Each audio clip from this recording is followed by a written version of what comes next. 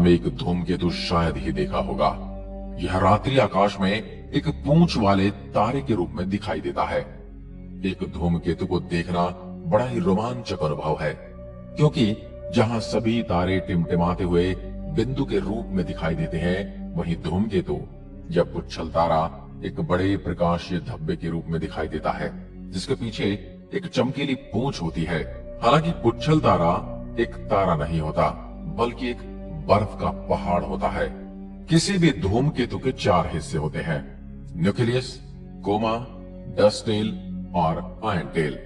धूमकेतु का कोमा जब धूमकेतु सूर्य के नजदीक आता है तो इसके चारों ओर एक गर्म गैसों का गोला बन जाता है, जिसे कोमा कहते हैं। इस कोमा में मुख्यतः पानी की भाप, अमोनिया तथा कार्बन डाइऑक्साइड पाए जाते हैं। सौर मंडल के अन्य छोटे पिंडों के विपरीत धूमकेतुओं को प्राचीन काल से जाना जाता रहा है। चीनी सभ्यता में हेली के धूमकेतु को 240 ईसा पूर्व देखे जाने के प्रमाण है। इंग्लैंड में नार्मन आक्रमण का समय 1066 में भी हेली का धूमकेतु देखा गया था।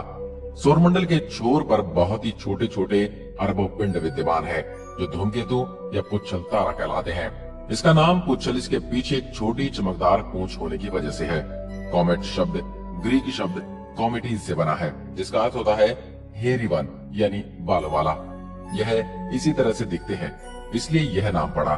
धूमकेतु या पुच्छल तारे चट्टान, धूल और जमी हुई गैसों से बने होते हैं, जो सूर्य की परिक्रमा करते हैं।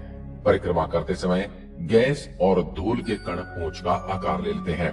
सूर्य के निकट आने पर गर्मी के कारण जमी हुई गैसें और धूल के कण सूर्य से विपरीत दिशा में फैल जाते हैं और सूर्य की रोशनी परिवर्तित कर चमकने लगते हैं। चीनी सभ्यता हेली के धूमकेतु को 240 ईसा पूर्व देखे जाने के प्रमाण है।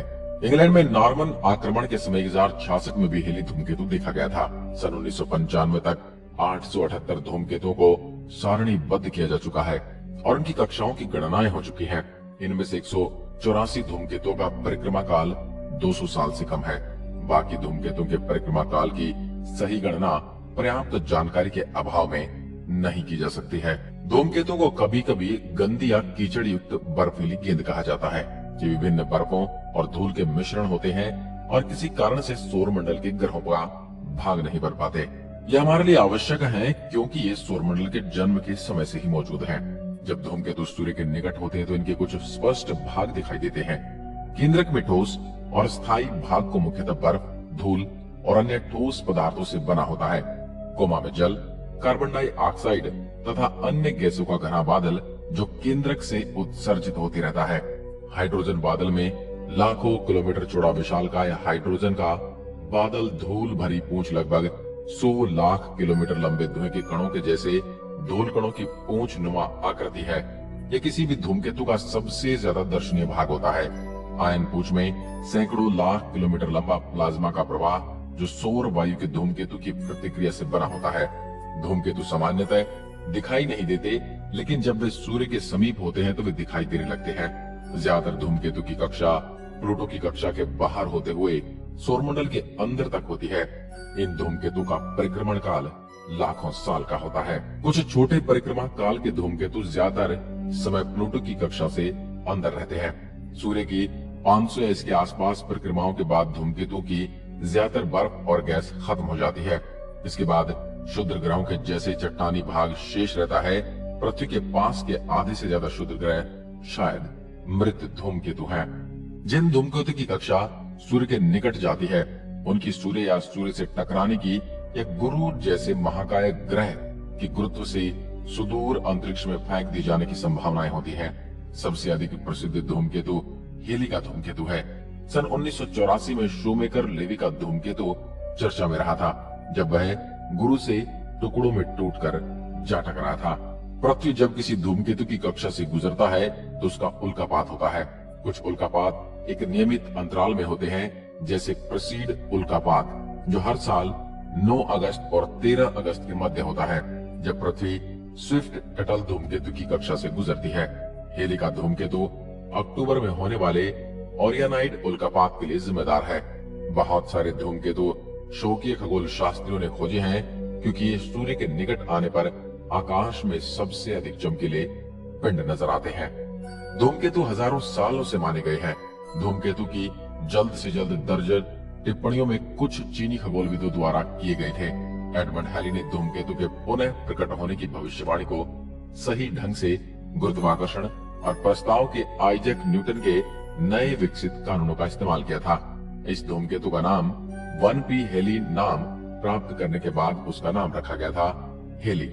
हेली धूमकेतु वह है जो हर 74 से 79 वर्षों में पृथ्वी से नग्न आंखों से दिखाई देता है। यह अगले 2061 में पृथ्वी से दिखाई देगा। हेली का धूमकेतु 1066 में हेस्टिंग्स की लड़ाई सहित कई प्रमुख ऐतिहासिक घटनाओं के साथ जुड़ा हुआ है। यह धूमकेतु की पहली रिकॉर्ड की गई तस्वीर के रूप में बेयुक टेपेस्ट्री में दिखाई देता है। 2 मार्च 2004 को ESA यानी यूरोपीय अंतरिक्ष एजेंसी द्वारा शुरू की गई रोजेटा मिशन एक धूमकेतु पर भूमि के लिए पहला प्रयास किए गए 67P क्यूरिमेओ गार्सिनको के लिए एक रोबोट मिशन था। धूमकेतु की संरचना का विश्लेषण करने के लिए मशीन को पहली बार लॉन्च करने के 10 साल बाद रोएटाटा मिशन के तहत फिलिए नामक एक लैंडर ने सतह पर 2014 में कदम रखा। मिशन ने हमें दिखाया कि धूमकेतु पर पानी पृथ्वी पर पाया पानी से अलग है। इसमें भारी पानी का एक बड़ा प्रतिशत होता है। भारी पानी नियमित रूप से वह पानी की तरह है, लेकिन हाइड्रोजन के आइसोटोप के साथ हाइड्रोजन परमाणु को ड्यूटेरियम से बदल देता है। लैंडर ने कुछ कार्बन असर कार्बनिक यौगिक की भी खोज की, जिनमें से कुछ अमीनो एसिड बनाने में महत्वपूर्ण है। अमीनो एसिड उन रसायनों का एक समूह है जो पृथ्वी पर जीवन के लिए उत्तरदायित्व है। विश्व का सबसे प्रसिद्ध धूमकेतु हेली का धूमकेतु है। यह 76 वर्ष में एक बार दिखाई देता है। अभी तक 3000 धूमकेतु को खोजा गया है। वैज्ञानिकों के अनुसार बाहरी सौरमंडल में करोड़ों धूमकेतु मौजूद हैं जो अपनी जमी हुई अवस्था में है। पृथ्वी के प्रत्येक 10 वर्ष के अंतराल में एक बड़ा धूमकेतु दिखाई देता है। ये बड़ा धूमकेतु बहुत ही चमकीला होता है, जैसे कि इसे नंगी आंखों से भी देखा जा सकता है। आज की वीडियो में बस इतना ही। अगर वीडियो पसंद आए तो लाइक कीजिए और ऐसी वीडियो देखने के लिए हमारे चैनल को भी सब्सक्राइब जरूर करें। धन्यवाद।